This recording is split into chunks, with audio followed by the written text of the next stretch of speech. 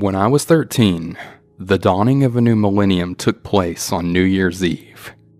While people were fearing for the worst with the Y2K bug or out partying and drinking, I was home alone. In 1996, my parents had split up, and from there they divorced, and my mother and I moved across the country from Oregon to Tennessee with her best friend. On the eve of the year 2000, I was home alone and my mother was currently out of state. Now, this really didn't worry me as this wasn't the first time.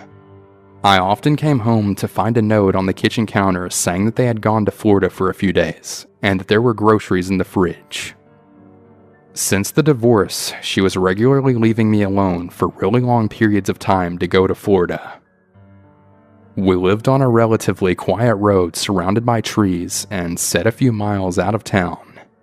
And I knew most of the people, if not by name, then by face, enough to wave and small chat with, and had never before been given a reason to be afraid of being alone. On the night in question, I was staying up late watching television. I had most of the lights on in the house. Not because I was afraid, but because at 13 I wasn't really concerned with the electricity bills or saving the environment. I felt completely safe and protected within my little bubble of home. As I was watching the movie, I kept hearing these weird noises outside, but I remember thinking it was probably just the neighbors. Though they weren't extremely close, a couple of them were having a party / had people over for the holiday. About halfway into the movie, however, the power in the house suddenly went dead. I sat on the couch for a minute, just sort of in a panic daze, because it was near midnight and pitch black. I remember thinking that the power must have gone out and that it would just come back on, so I just decided to sit on the couch with my blanket and just wait. A few minutes passed by when I heard a noise in the kitchen, where the back door is. My heart started racing in my chest because I thought it sounded like the back door being shut. The back door sits just off in the dining room, which is connected to the kitchen, which leads directly into the living room, where I was currently sitting on the couch. A few seconds passed after I had heard the sound, and I was straining my ears to pick up anything that wasn't supposed to be there. Every noise suddenly felt magnified. When footsteps sounded on the floor, I immediately slithered off the couch onto all fours, crawled around the ottoman, and started as slowly and as quietly as I could make my way toward the space between the love seat and the couch. I knew I could fit under the side table and be completely hidden by the dark and the ottoman from playing hide-and-go-seek in the dark many times with my friends during sleepovers. I was nearly there when the footsteps became more apparent. I knew from the sound of them that whoever it was making their way through the kitchen, now toward the living room where I was. They weren't hurried or anything. It was like they were just moving around in the kitchen. I then glanced up from where I was crouched on the floor, and to my horror, there was a dark silhouette standing in the archway between the two rooms. To my credit, I didn't scream. However, I did panic. I stood immediately to my feet from my hiding spot and ran down the hallway. And I believe the only reason I wasn't overcome was because the person chasing me had to get around the ottoman in the dark to follow me. I did what all children do when they're afraid, and I bypassed the front door, the guest room, the bathroom, and ran to the farthest door down the hallway. My room. In all honesty, I probably wouldn't have been able to get the front door unlocked and open in time, as it was right off to the side of the couch. When I was 10, I got a bird for my birthday. He was a blue-fronted Amazon, and I named him Boo because it was October and close to Halloween. Boo had a large iron cage. It was kept in my room. This information will become relevant later in the story. As I ran into the room, I slammed the door shut and then locked it. However, the lock was simply one of those little turn knobs that you can easily pop with a butter knife. I had barely gotten the door shut and locked when the person on the other side knocked on it.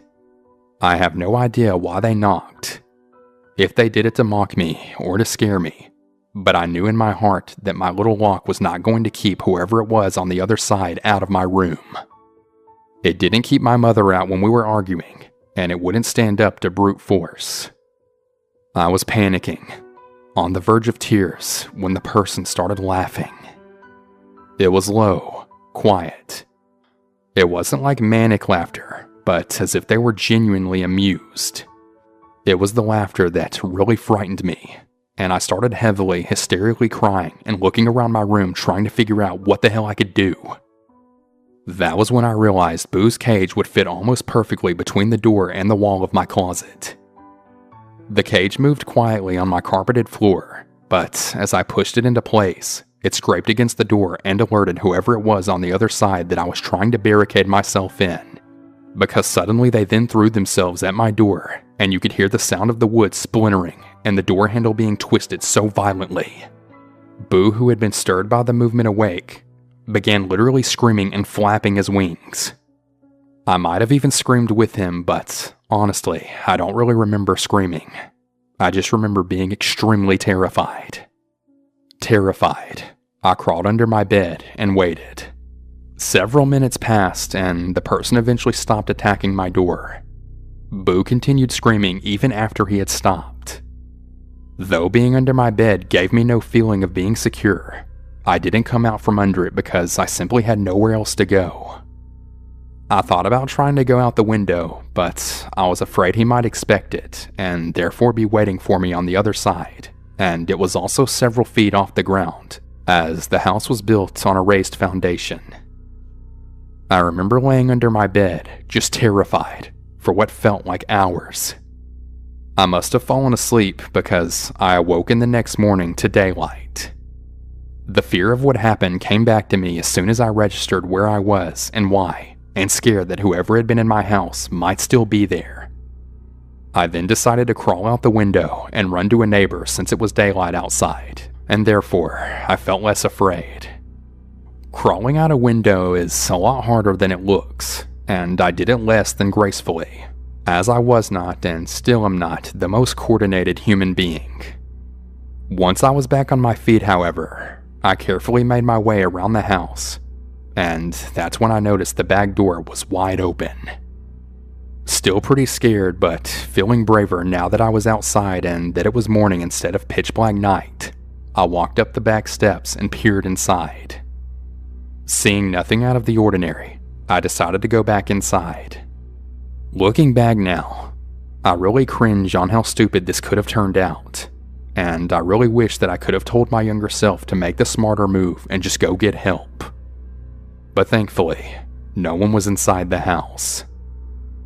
I did a terrifying, heart-pounding room-to-room check, looking in closets and under the beds, even behind the couch, anywhere that I thought even a small child might be able to fit.